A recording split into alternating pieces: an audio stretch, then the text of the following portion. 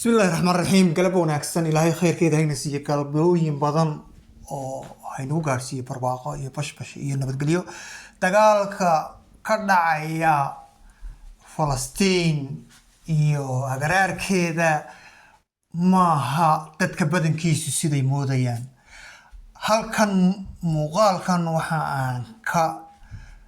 idin la wadaagi doonaa laba arrimood kow inay lacagtii ay ku bixinayeen warbaahinta ay kordhiyeen trillion ay ku bixinayaan iyo sababta ay ku bixinayaan laba dagaalku wuxuu ku salaysan yahay kow in yar aan ka iraahdo warbaahinta gumaystayaasha Yurub waqooyiga Mareykanka dadka cad waxa warbaahintu ay u qaabilsan tahay qayb weyn waxa ay u dhigantaa ama ay ka horeysaaba military waayo hadaad fikirka qofka ka qabsato uma baahnid military geyso Masar uma baahnid military geyso Sacuudiga uma baahnid ciidamo geyso Mareykan ama Yurubiyana uma baahna Imaaraadka Kuwait uma baahna Qatar uma baahna waad qabsatay horaad ka qabsatay waxaad ku qabsatay kubadda kolayga kubadda cagta tenista waxyaalahaas aad ku qabsatay iyo aflaanta dharka sida wax dhan Mareykanku ilbaxnimada muraayada qaado xilliga kulaylaha muraayada waa xarago bari hore waxay ahaan jirtay in cadceeda la isaga dhigo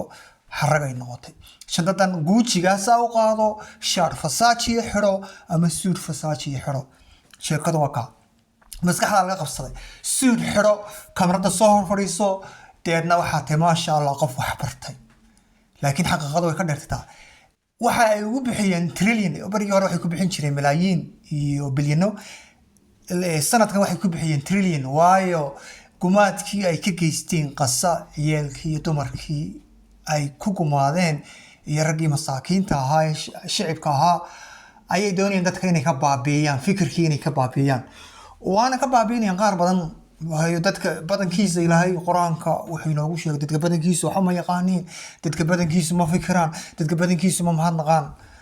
dadka badankiisa adduunka dad soo fariisto waa la hogaamiyaa waxa lagu hogaamiyaa been halkan ay ka dhacday maanta waxa ay cusub ay raacayaan marka trillion ku xigay taasi waa talabaad dagaalka wadamada muslimiinta ama Ukraine xitaa Ruushka Orthodoxka Masiixiyiinta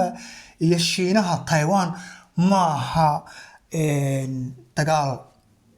laba wadan oo isku xiga oo isqabsaday maaha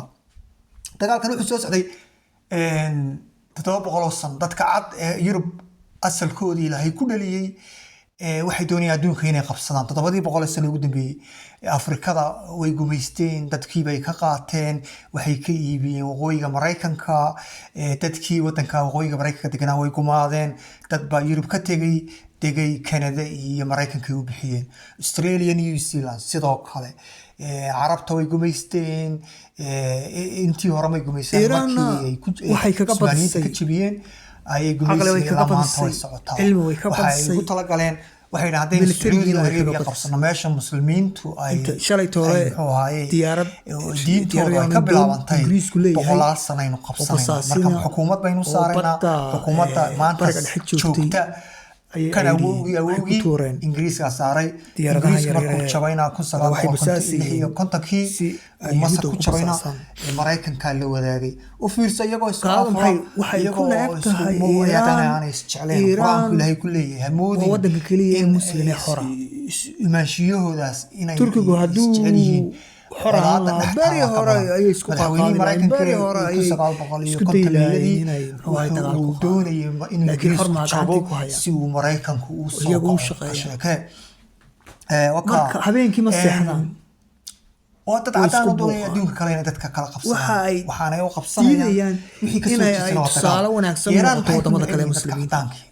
Iran waxay ku necab yihiin wadamada kale muslimiinta waa wadanka kaliya ka hortaagan gumaystaha marka ma guuleysanayaan way guuleysanayaan 40 sano iimaan baa xitaa Shiinaha xitaa Pakistan xitaa Afrikada xitaa muxuu ahaa Latin America ay difaacaysaa isagoo Yurub jooga gumaystaha meesha kaliya difaacaysa waa Iran iyo Falastiin ta yareeda haystaan reer galbeedka oo dhan bay isugu tagay haddana waxbay ka qaadi waayeen ruushkiina waa taa Ukraine ay ku xireen ruushka markii hore gacantay ku hayeen tirayar markii uu arkay ruushku inaanay aqbalahayn ay doonayeen ka takhalusaan Ukraine waxa looga takhalusay dadka weli lama jabin doono kuwa muslimiinta laga dhigo haddii waxay yiraahdeen Ukraine bedelo dhabar jabiyaan muslimiinta ruushku ma sii jiray markaas ruushku qay markii hore laakiin iyagu iska dhigay waxba kama qaadi doonaan kuwa la dagaalamayana waxba kama qaadi doonaan doonka iska hurda labada qoloba iska caddahay bahdileen laakiin maanta aanay bahdil karayn waa dagaal bahdil jireen waa dagaal xaqa iyo xaq darro ma ku gaari kara waayo wuxuu haystaa hurriyad buu haystaa Iiraan adduunka oo dhan way u dagaalamaysaa waa in la taageero dhaqaalihii ku badiyay marka xalay toole madaxweynaha Venezuela Cuba marka adduunka waa ogaato Pakistan oo aan dagaalkan waa dagaal xaqa Iiraan xaq bay u dagaalamaysa Falastiin xaq bay u dagaalamaysa Falastiin iyo Iiraan way og yihiin iyagoo kaliya naftooda Iiraan u dagaalamayaan adduunka xitaa gaalada xaqa ku taagan ayay u dagaalamayaan waxa Iiraan u neceb yihiin muxuu ahaay Iiraan waxay ka hortaagan tahay wadadii dadka sunnihii halkaas iska dhigeen marka ilaahay khayr ha siiyo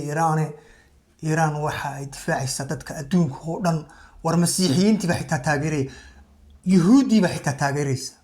waayo waxay og yihiin qofkii wuxuu og yahay inay gumaysto ka soo horjeedo Iiraan gumaystaha adduunka oo dhan ay muxuu ahaay inaan gumaysanay ka soo horjeedo ruushku sidaan moodan ma quwad saasa ma laha muxuu ahaay waa kuwa Ukraine bay afka u geliyeen 3 sano ka bixi laayahay waqooyiga Kuuriya ay ka caawinaysaa askartii waqooyiga Kuuriya ayaa magaalo u xoreysay ruushka Ukraine marka muslimiinta askarta muslimiinta Chechnya kuwa la yiraahdo ayaa khatar oo libaaxiya kuwaas muxuu ahaay 3 sano meesha ka dagaalamay ruushku waxa meesha kuma hayo diyaaradihii Iiraan ay iswaday ayaa ka dagaalamay